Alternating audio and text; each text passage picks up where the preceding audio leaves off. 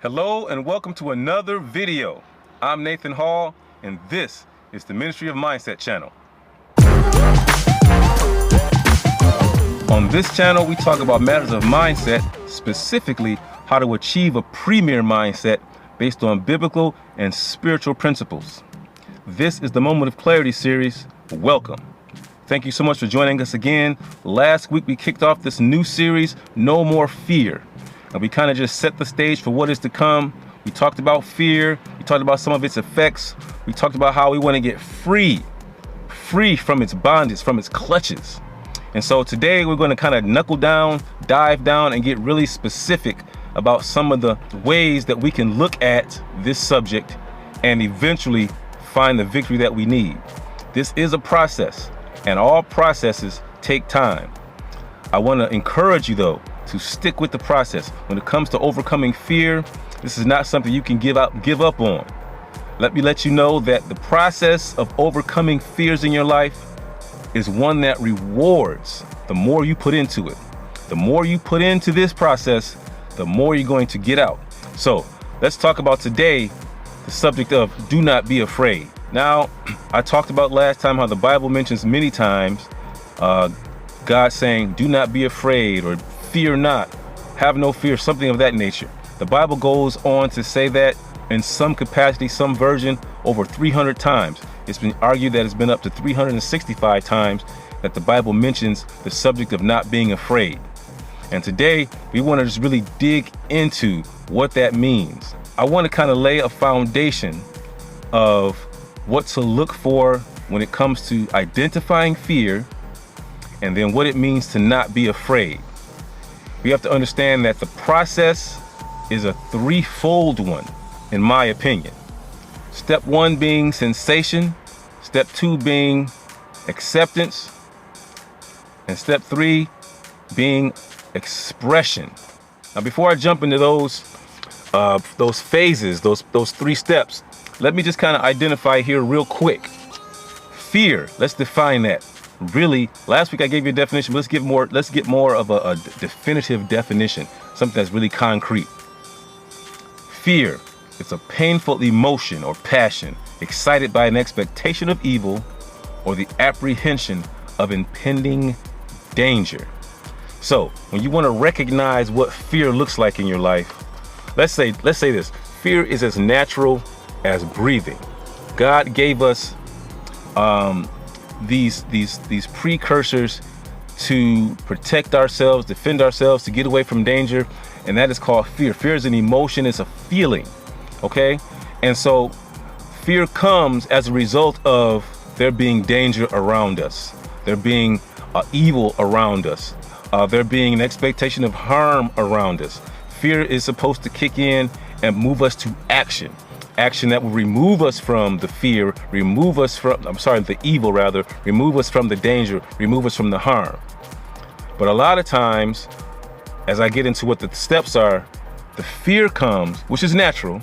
It's going to come if you hear gunshots. Fear says there's gunshots, there's something bad going on. Let me take cover is the action. Okay, fear says I am in a house that's about to burn down. Fire's all around me. Fear says you need to get out because the danger is impending, that you might burn up alive. So you need to get out, get your kids out, whatever the case might be. That's the kind of thing God gave us the feeling of fear for, to give us a warning about dangers that are around us, and then to be able to take action to remove ourselves from that danger. But a lot of times we get caught up in that feeling, and it leads to something more sinister. And so what I want to say today is, I told you I was going to tell you what it means to be afraid. To be afraid from the biblical perspective. You know, ancient times when people said afraid, or their version of afraid, it really meant to be removed from peace. Removed meaning there's no peace around you because the peace, you have been taken away from the peace. So what we're saying is, instead, when you remove from peace, then you're steeped and immersed in dread, terror, fright. It means to be gripped by fear and immersed in dread and terror and fright. And so to be afraid is to be in a particular state of being. State of mind, like we always say, equals state of being. So let's jump into this 3-step process. I said it was sensation, step 1. Step 2 was acceptance. And step 3 was expression. So step 1, obviously, the sensation, I just described it. You get the fear comes naturally. You're aware of things that are going on around you that could potentially cause you harm, danger by an object, a person, an environment, whatever the case might be. A situation is bringing the sense of fear to you so that you can take action to remove the fear. Step 2 is acceptance. Now, what I said earlier is that we get into something more sinister when we linger in the feeling of fear too long.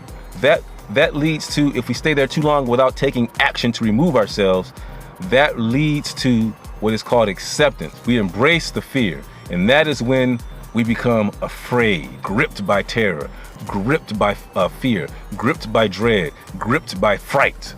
That is when the mindset kicks in to adopt a mentality to live in fear. That's when that kicks in. The step 3 is the expression. And expression basically is the act of making your feelings known, your thoughts known by speech, action, deed, or some other type of action. Okay? So that is when our behavior kicks in. Now we are living a life that is influenced by fear. And so I wanted to just really put that out there today for you to linger on, to think about as we get to step 3 next week. Fear is natural. Fight or flight, you've heard about it. The fight or flight syndrome, that's part of the fear mechanism that God has put into us, not the spirit of fear, which I believe kicks in when we accept the fear and the feeling of fear and then embrace it and then express it through our behavior, through being afraid. That's when the spirit of fear kicks in and starts to manipulate us and to dominate our mind and our lives.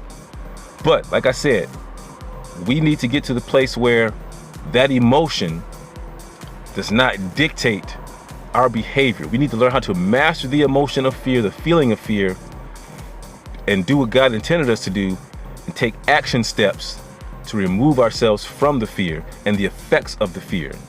Today, I just wanted to lay groundwork for, number 1, how to identify fear, and number 2, what it means to be afraid so that we can become unafraid in our dealings in our lives. When things come our way that elicit the feeling of fear, we don't have to be fearful or full of fear. We can be observant about the circumstances around us, the people, the places, the things that bring fear with it, and that we can learn how to get ourselves in a position to escape the fear. Now, that is not to say that we do anything destructive to erase or to eliminate fear. We do things that are productive and beneficial, not only to us, but to those around us. So, thank you for joining. This was a little bit longer than normal, but I just really wanted to hit those points.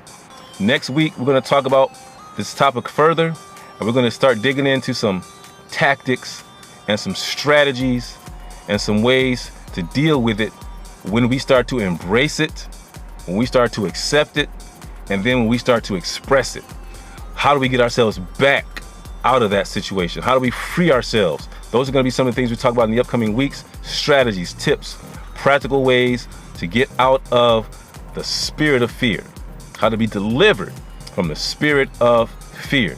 Thank you so much for joining. Once again, I'm Nathan Hall, and this has been the Ministry of Mindset. Take care and have a phenomenal week. Love you guys.